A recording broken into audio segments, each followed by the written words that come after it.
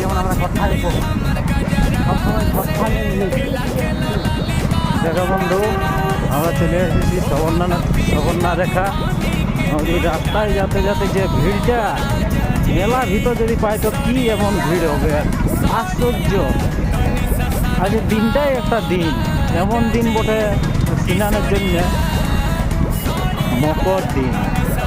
সবাই স্নান করে করে ঘুগনি মুড়ি যার যেটা ক্ষমতা সেইগুলা খাবে। কোনটাই এইটাই এটা নিয়ে ঢুকবে সজো সজো। আমাদেরকে এখানে রাস্তা দিয়ে যেতে দিল না, এখানে রাস্তাটা গাড়ি পার্কিং করতে দিল না। আমাদেরকে বললো ওইখানে আগে দিকে রাস্তা আছে, ওইখান দিয়ে পার্কিংটা করো, এখানে অতটা ভিড় পাওয়া যাবে না। আগে দিকে দেখাচ্ছি লোকটা কেমন আছে। এখানে লোক সেরকম নাই, ভিড়ও নাই, এখানে রাস্তা ফাঁকা। আমরা গাড়ি পার্কিংয়ের জন্য অন্য দিক থেকে রাস্তা দিয়ে যাচ্ছি। এই আর একটা রাস্তা দেখা যাচ্ছে, এইখানে রাস্তাটা দিয়ে আমরা গাড়ি পার্কিং করতে যাব। আহা, যে রাস্তা বিশাল রাস্তা, হাইওয়ে রোড বলেও এখানে যেত জার্কি। কোনটাই হ্যাঁ কোনটাই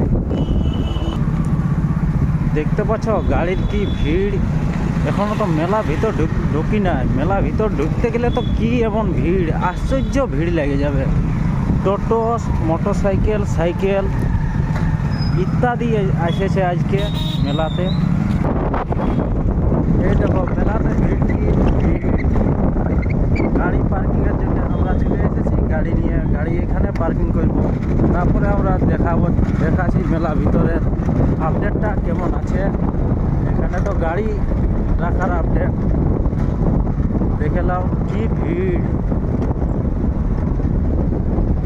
দেখো এখন তো মেলা ভিতরে ঢুকি নাই, আমরা গাড়ি এখানে পার্কিং করব। আমরা চলে এসেছি গাড়ি পার্কিংয়ের জন্য। দেখতে পাচ্ছ সবর্ণা রেখার যেমন দেখতে পাচ্ছ, দেখে লাইক কমেন্টটা করবে একবার।